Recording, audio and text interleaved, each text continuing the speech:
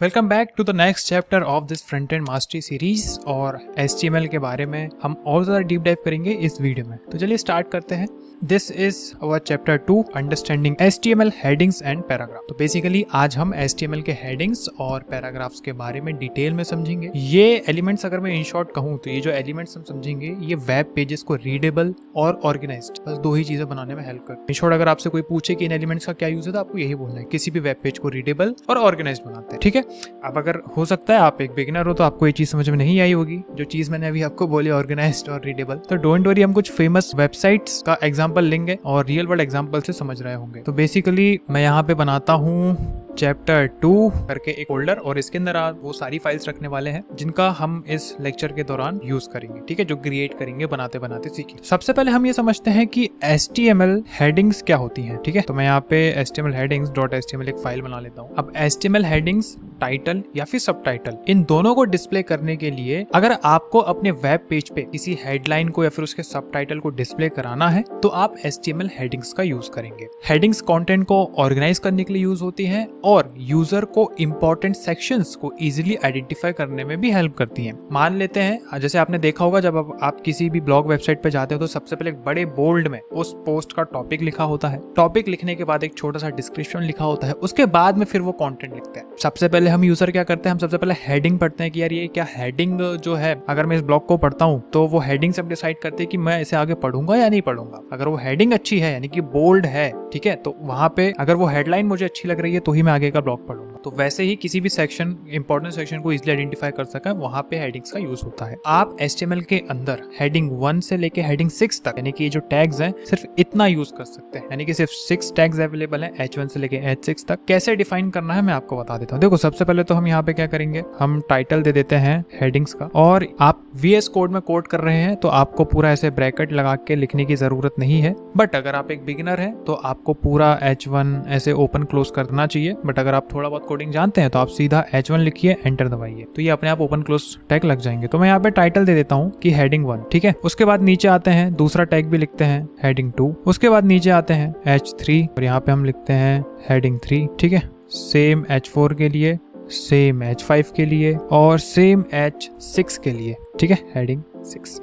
HTML में heading 6 के अलावा और कुछ नहीं होती है। ठीक है, सिर्फ 1 से 6 हेडिंग्स होती हैं। अब जैसे ही मैं इस प्रोग्राम को रन करूंगा, ये देखो आप देख रहे हो हेडिंग 1 का जो साइज है सबसे ज्यादा बड़ा है, फिर उससे छोटा हेडिंग 2 का, फिर उससे छोटा 3 का, फिर उससे छोटा 4 का, फिर उससे छोटा 5 का, फिर उससे छोटा 6 का। तो यहाँ पे हेडिंग्स का जो साइज है हेड 1 यानी कि हेडिंग 1, यहाँ पे आप नोटिस कर रहे हो कि आपका जो टेक्स्ट का साइज है वो ज्यादा से कम हो रहा है, यानी कि डिक्रीज हो रहा है। H1 सबसे बड़ा रहेगा, H2 सबसे बड़ा रहेगा, H3 सबसे बड़ा रहेगा। अब बहुत से लोगों के दिमाग में आ रहा होगा कि भैया अगर मैं मन से H7 भी बना लूं तो देखो, पहली बात तो H7 आपका VS कोड कैच करेगा ही नहीं। बट अगर तो भी भाई, अगर आपके अंदर एक तमन्ना है कि H7 भी होता है तो H7 will be considered as a normal text. ठीक है, अब आप बोलोगे कि सर ये तो अलग से बन चुका है एक और। नहीं, अगर आप H8 भी बनाओगे तो देखो सेम फॉन्ट, सेम बोल्डनेस इसकी रहने वाली है। ठीक है, तो हेडिंग्स बस इतना सा है, इससे ज्यादा और कुछ नहीं है। H1 से H6 तक होती हैं, 1 से H7 नहीं बना सकते आप। तो ये था सिर्फ हेडिंग्स के बारे में। अगर मैं आपको एक रियल लाइफ एग्जांपल इसका बताऊं तो जैसे मान लो कि आप विकिपीडिया में आर्टिकल्स पढ़ते हो तो उसमें क्या होगा, आपको अलग अलग हेडिंग मिलेगी जो आर्टिकल्स के सेक्शन को डिफाइन करती है। राइट, जैसे किसी विकिपीडिया के आर्टिकल में इंट्रोडक्शन जो टैग होता है उसको H1 के साथ लिखा जाता है। हिस्ट्री और जो फीचर्स जैसे जो छोटे छोटे सेक्शंस होते हैं उनको H2 के साथ डिफाइन किया जाता है। अब ये हेडिंग्स जो है वो आर्टिकल को ऑर्गेनाइज करती हैं और यूजर को इजीली ये ढूंढने में मदद करती हैं कि भैया ये मेरे लिए इंपॉर्टेंट है या नहीं। एक छोटा सा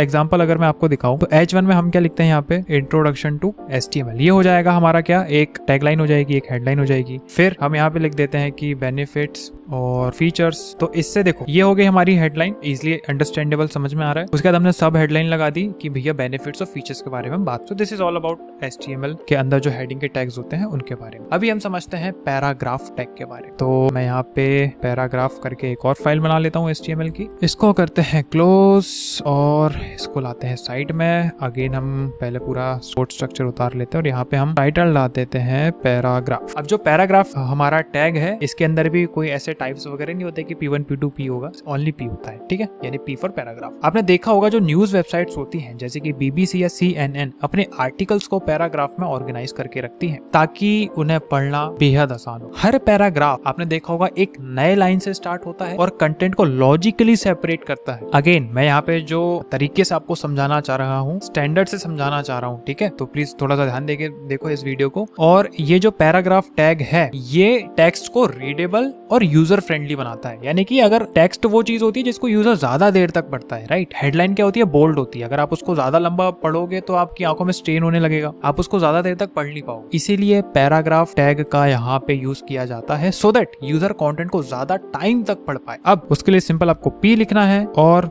हो गया, का पी टैग लग गया। अब VS कोड जो है वो क्या करता है, आपको बहुत सारा डिफॉल्ट टेक्स्ट देता है। जैसे अगर मुझे मान लो कि यहाँ पे पैराग्राफ के अंदर कुछ टेक्स्ट डालना है तो ऑब्वियसली मुझे 3-4 लाइन लिखनी पड़ेगी, ठीक है। तो यहाँ पे आप वो 3-4 लाइन लिखने से अच्छा मन से सिंपल आप अपने VS कोड में लिखिए LOREM और एंटर दबा दीजिए। तो ये देखो ये जो डमी टेक्स्ट है ये हमारा आ चुका है यहाँ पे। और आप देखो ये हेडिंग से कितना ज्यादा रीडेबल लग रहा है, ठीक है। अगर मैं यहाँ पे एक H1 टैग भी यूज करता हूँ और मैं यहाँ पे लिख देता हूँ कि पैराग्राफ टैग, तो अभी देखो कितना अच्छा लग रहा है कि ये पैराग्राफ टैग हमारी हेडलाइन हो गई और ये उसका description. So this is all about paragraph tag, ठीक है। अब चलते हैं हम थोड़ा फॉर्मेटिंग की तरफ, यानी कि टेक्स्ट फॉर्मेटिंग की तरफ, ठीक है। तो उसके लिए हम एक और फाइल यहाँ पे बना लेते हैं formatting.html की। अब टेक्स्ट फॉर्मेटिंग क्या होता है अभी आपको बता देते हैं, कोई दिक्कत नहीं है, बस पहले इसको साइड बार खोल लेते हैं। यस, तो बेसिकली मैं आपको HTML फॉर्मेटिंग के बारे में बता देता हूँ। ये एलिमेंट्स टेक्स्ट को स्पेशल मीनिंग और स्टाइलिंग देते हैं जो कंटेंट को हाईलाइट करने में और रीडेबल बनाने के लिए इंपॉर्टेंट है। जैसे कि सबसे पहला आता है बी, यानी कि बोल्ड, बी फॉर बोल्ड। अब इसका मतलब क्या होता है, जैसे मान लो कि अभी एक नॉर्मल टेक्स्ट है, ठीक है, एक पैराग्राफ टेक्स्ट बनाते हैं, इसके अंदर मैं लिखता हूँ कि दिस इज फ्री आइटम। अभी देखो सारा कुछ नॉर्मल टेक्स्ट है, अभी मुझे फ्री को यहाँ पे बोल्ड करना है ताकि लोगों की नजर जल्दी जाए कि भैया अच्छा फ्री में मिल रहा है, फ्री में मिल रहा है। तो मैं यहाँ पे क्या करूंगा, सिंपल बी लिखूंगा और ये देखो मेरा बी टैग ओपन क्लोज लग गया। और देखो जैसे ही मैंने बी लिखा तो ये जो फ्री था मेरा वर्ड ये काफी ज्यादा बोल्ड हो गया, इसका वेटेज बढ़ गया है। तो अब लोगों को जल्दी समझ में आ जाएगा कि भैया ये फ्री आइटम। जैसे आपने बहुत सी ई-कॉमर्स साइट्स में देखा होगा तो वहां पे फ्री डिलीवरी, फ्री शिपमेंट, तो जो फ्री वर्ड या फ्री शिपमेंट होता है उसको काफी ज्यादा बोल्ड करके रखते हैं। तो आप समझ गए होंगे उसके पीछे बी टैग का यूज होता है, ठीक है। Amazon के प्रोडक्ट टाइटल्स में, की फीचर्स में, इन सबको हाईलाइट करने के लिए बोल्ड टेक्स्ट का ही यूज होता है। सेकंड होता है इटैलिक टेक्स्ट, ठीक है। इटैलिक टेक्स्ट का क्या यूज होता है, जैसे विकिपीडिया आर्टिकल्स में आपने देखा होगा कुछ ऐसे फॉरेन वर्ड्स या फिर बुक टाइटल्स होते हैं जिनको वो थोड़ा सा इटैलिक करके लिखते हैं, यानी कि आड़ा करके लिखते हैं। जैसे मान लेते हैं मैं यहाँ पे एक और पी टैग के अंदर लिखता हूँ कि दिस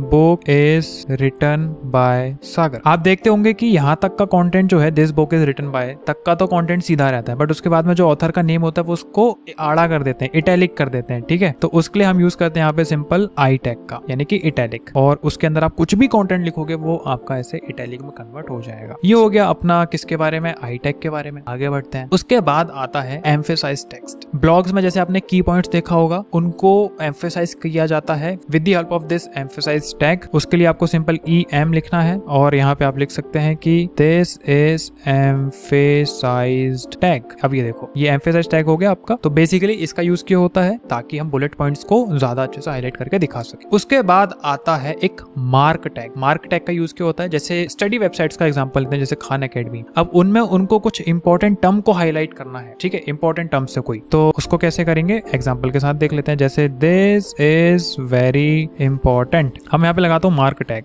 और फिर ये जो कंटेंट है इसको हम टैग के अंदर डाल लेते हैं। अब देखो कलर चेंज हो गया। अब इससे अगर कोई पढ़ेगा तो वो उसको दिख जाएगा कि भाई ये कुछ जरूरी चीज है जिसे इस वेबसाइट के ओनर ने हाईलाइट किया है, तो वो इसमें ज्यादा ध्यान देगा। उसके बाद मैं आपको बताता हूँ कौन से टैग के बारे में, स्मॉल टैग के बारे में। स्मॉल टैग क्या करता है, किसी भी टेक्स्ट को छोटा कर देता है। मैं आपको एग्जांपल के थ्रू ही समझा देता हूँ ताकि आपको अच्छे से समझ में आए। अभी जैसे मान लेते हैं कि हम स्मॉल टैग के बाहर एक सेंटेंस लिखते हैं कि दिस इज। अभी आप देख रहे हो इसका साइज कैसा है, मतलब नॉर्मल साइज है, बट जैसे मैं इसके अंदर लिखता हूँ कि स्मॉल टैग, तो देखो यहाँ पे जो स्मॉल टैग है इसको स्मॉल कर दिया गया है। जैसे मान लो कि कई बार होता है ना कि जो बड़े प्रोडक्ट रहते हैं जिनका प्राइस ज्यादा हाई रहता है ई-कॉमर्स साइट पे, जैसे मान लेते हैं कि आईफोन मिल रहा है तो आईफोन का प्राइस, और फिर वो उसमें जो प्राइस रहता है उसको छोटे से में लिख देते हैं कि भैया 1 लाख का है, ठीक है। ऐसा देखा होगा आपने हर वेबसाइट पे।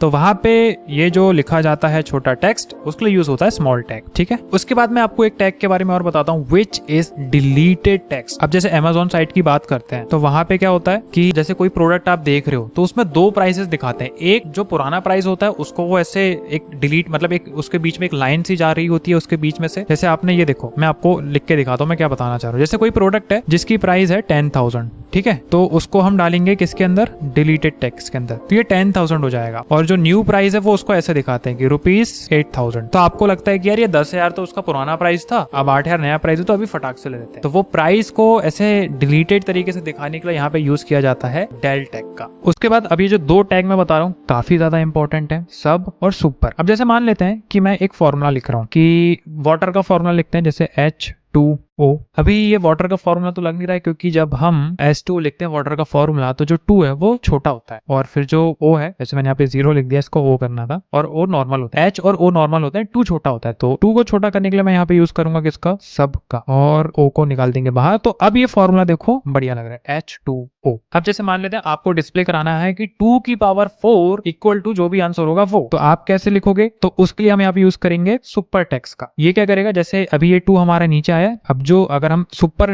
टैग का यूज करेंगे तो वो 2 को ऊपर पहुंचा देगा पावर में। तो जैसे हम यहाँ पे लिखते हैं कि 2, और यहाँ पे मैं कॉल करता हूँ किसको, सुप को, यानी कि सुपर, और यहाँ पे हम लिखते हैं कि 2 की पावर 4 है तो उसका आंसर जो होगा वो कितना होगा, 2 इंटू 2 4, 4 इंटू 2 8, 8 इंटू 2 16, ये ठीक है। तो ये जो मैथमेटिकल इक्वेशंस होती है इनके लिए सब और सुपर इनका यूज किया जाता है। तो ये सारे वो फॉर्मेटिंग टेक्स्ट हैं जिनके बारे में आपको पता होना चाहिए HTML पे। और भी बहुत ज्यादा टैग्स होते हैं but this is beginner friendly series, यानी कि अभी स्टार्टिंग में मैं एकदम से आपको सारा कुछ नहीं बताने वाला। थ्रू आउट दिस सीरीज जो हम बड़े बड़े प्रोजेक्ट्स बनाएंगे उन पे मैं आपको तब इंट्रोड्यूस करूंगा उस टाइम पे कि कौन सा टैग, अब नया टैग मैं आपको इंट्रोड्यूस कर रहा हूँ। But these are the basic tags जो आपको पता होने चाहिए। असाइनमेंट में इस वीडियो के नीचे डिस्क्रिप्शन में दे रहा हूँ, मेक श्योर कि उनको आपको कंप्लीट करना है, तभी आपकी जो लर्निंग है वो सफल हो पाएगी। अगर लोगों को सिर्फ वीडियो देखने से स्किल्स अंदर आ जाती तो फिर क्या ही बात थी, ठीक है। तो आपको असाइनमेंट करना है। मिलते हैं नेक्स्ट वीडियो पे जहाँ पे हम टेबल्स और इमेजेस इन सब के बारे में जान रहे होंगे, और बहुत जल्द ही हम इस सीरीज में प्रोजेक्ट बनाना भी स्टार्ट करेंगे क्योंकि HTML ज्यादा बड़ा नहीं है, CSS भी छोटी सी है। मैं फोकस करूंगा कि मैं आपको प्रैक्टिकली नॉलेज ज्यादा दूं प्रोजेक्ट्स बनवा के। तो मिलते हैं नेक्स्ट वीडियो में। Thank you so much for watching.